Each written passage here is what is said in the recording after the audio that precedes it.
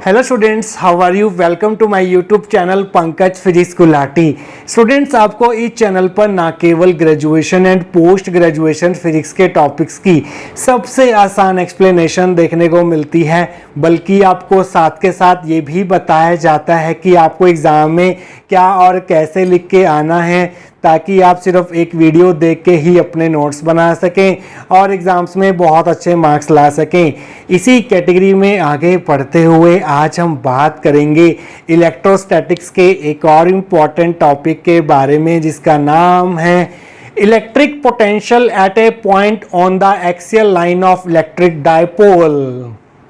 देखिए स्टूडेंट्स, अगर आप किसी इलेक्ट्रिक डायपोल की एक्सियल लाइन के किसी भी पॉइंट पर इलेक्ट्रिकल पोटेंशियल फाइंड आउट करना चाहते हैं तो सबसे पहले आपको एक इलेक्ट्रिक डायपोल कंसिडर करना होगा। जैसा कि आप जानते हैं कि जो एक इलेक्ट्रिक डायपोल होता है, it consist of two equal and opposite point charges minus Q and plus Q, और इन दो चार्जेस के बीच का जो सेपरेशन होता है वो 2a होता है।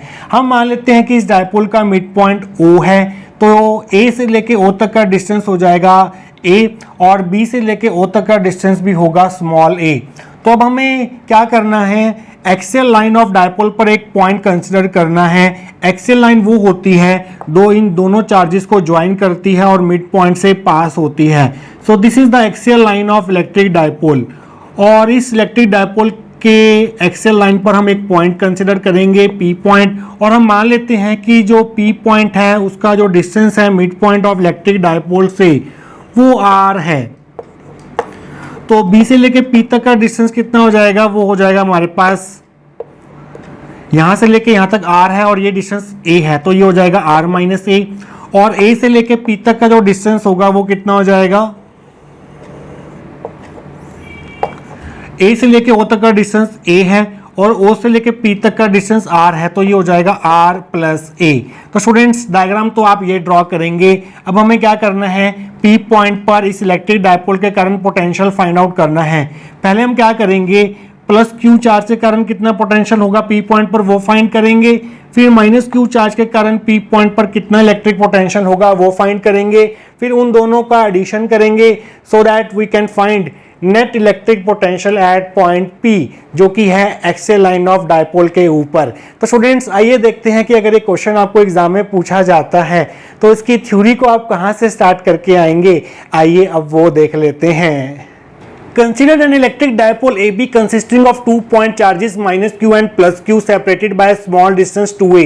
तो सबसे पहले हम एक इलेक्ट्रिक डायपोल कंसिडर करेंगे AB, जिसमें हमारे पास 2 पॉइंट चार्जेस होंगे equal and opposite minus q and plus q, और इन दोनों चार्जेस के बीच का जो सेपरेशन होगा वो होगा 2a। Let P be the point on the axial line of dipole at a distance r from the midpoint O of electric dipole। तो इस डायपोल की एक्सियल लाइन के ऊपर हम एक P पॉइंट कंसिडर करेंगे जो कि मिड पॉइंट ऑफ डायपोल से R डिस्टेंस पर होगा। तो आइए देखते हैं आगे। The electric potential eight A point P due two plus Q charge is given bye. अब हमें इस P पॉइंट पर इस डायपोल के कारण इलेक्ट्रिक पोटेंशियल फाइंड करना है। पहले हम प्लस Q चार्ज के कारण इलेक्ट्रिक पोटेंशियल फाइंड करेंगे P पॉइंट पर, फिर माइनस Q चार्ज के कारण इलेक्ट्रिक पोटेंशियल फाइंड करेंगे P पॉइंट पर, फिर उन दोनों का सम कर देंगे so that we can find net electric potential at point P। तो P पॉइंट पर प्लस Q चार्ज के कारण कितना इलेक्ट्रिक पोटेंशियल होगा उसको हम मान लेते हैं V1, और जो इलेक्ट्रिक पोटेंशियल का फॉर्मूला होता है किसी भी पॉइंट चार्ज के कारण, उसका जो बेसिक फॉर्मूला होता है वो होता है हमारे पास K multiply charge multiply distance.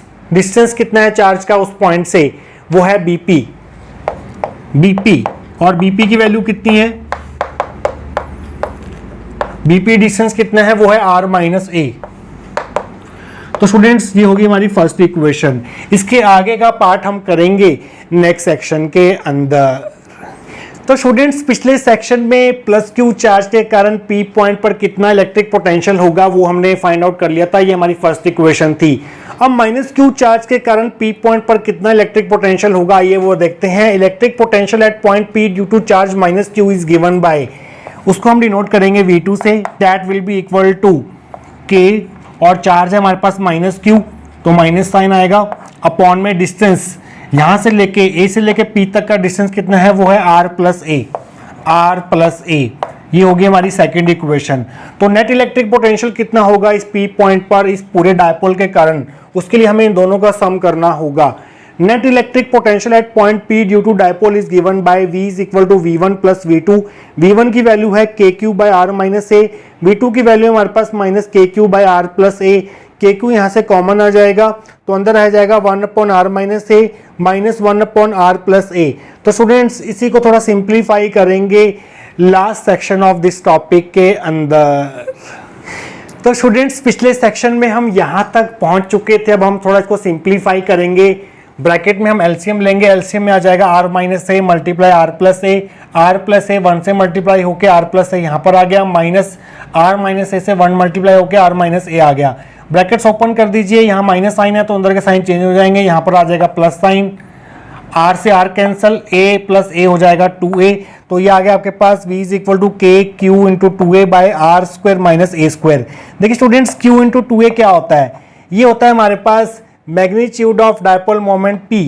किसी भी इलेक्ट्रिक डायपोल का जो डायपोल मोमेंट होता है उसकी डायरेक्शन जो होती है वो होती है माइनस Q से प्लस Q चार्ज की तरफ। This is your electric dipole moment vector small p vector. और इस p वेक्टर का जो मैग्नीट्यूड होता है वो होता है हमारे पास magnitude of either charge that is q multiply distance between the two charges that is 2a। तो q इंटू 2a को हम p से रिप्लेस करेंगे तो v आ गया हमारे पास kp by are square minus A square where p is equal to q into 2a is magnitude of electric dipole moment. अब हम यहाँ पे ये कंसिडर करेंगे कि जो हमारा p पॉइंट है वो इस डायपोल से बहुत बहुत दूर है, मीन्स इस p पॉइंट का जो डिस्टेंस होगा o पॉइंट से दैट इज r वो बहुत बहुत ज्यादा होगा as compare to small a। तो इस केस में क्या होगा, if point p is far away from dipole, अगर पॉइंट p डायपोल से बहुत दूर हुआ तो इस केस में r जो है वो ग्रेटर देन a हो जाएगा। तो इस केस में आप इस रिजल्ट में a को नेगलेक्ट कर सकते हैं, तो आपके पास v की वैल्यू आएगी kp by are square. So exam में आप यहाँ तक करके आएंगे।